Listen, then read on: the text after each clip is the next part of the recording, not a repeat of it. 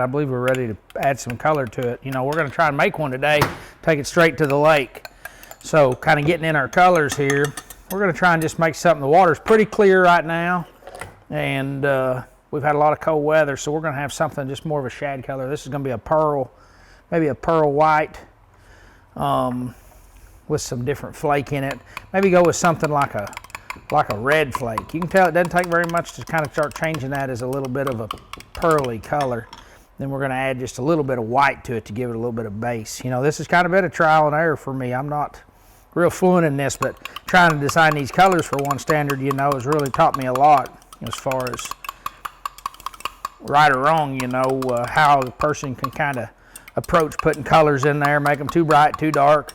Made a really good color that we're going to market and kind of messed it up by accident, you know, just coming out with it. So just kind of been a trial and error on some of these, but this one here might be one of them. But we're going to see if we can't just give it a little bit of a blue pearl.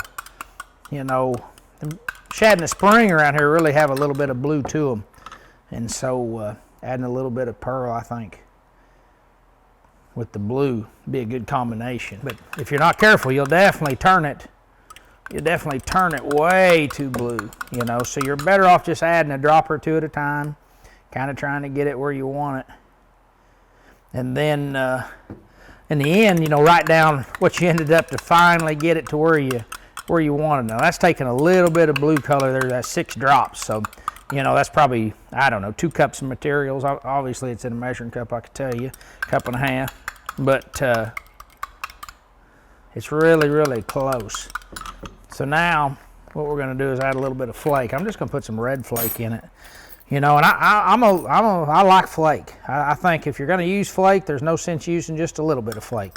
Might as well use quite a little bit and let the color kind of jump out at you, because, you know, these fish have scales up and down their sides, all the way up and down. So imagine if you were thinking that flake was a little bit of scale, then it's going to take some scale in order to pull that off. So, I mean, this is really starting to blend really nice looking.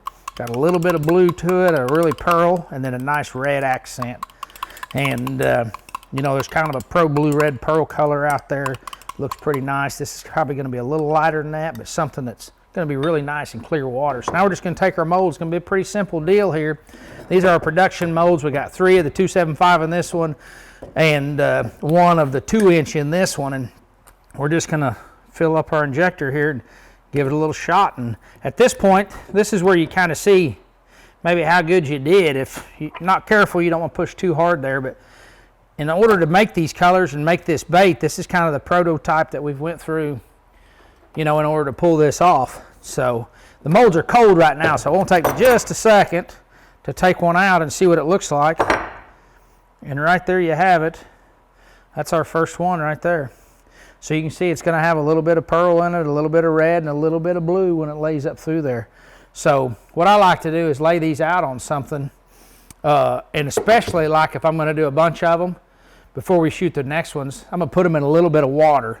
And that way when they come out of the mold, they can just hit that water and then cool off. Now this mold's got 3. It's going to be a lot easier. Now this larger 275 minnow 1 is definitely going to have a lot different profile color-wise because it's a little thicker. So you can see there that definitely kind of looks a little more blue, and it's gonna really have a lot better shine than a really small bait. So right there though, we just made 4 of the minnow 1s, and the thing that we've noticed at One Standard is we can go ahead and run our own colors by somebody on the staff or part of our team, and then actually take them right to the lake like we're going to do today and test them and see if it's a color the fish really respond to, or how it looks in the water, or how it blends, and then either decide at that point if we want to make it, you know, one of our colors in the lineup, or if maybe we want to tweak it. Maybe we want to come back and give it a little more base color or something. Let's load up and take them to the lake, see if they'll catch anything today.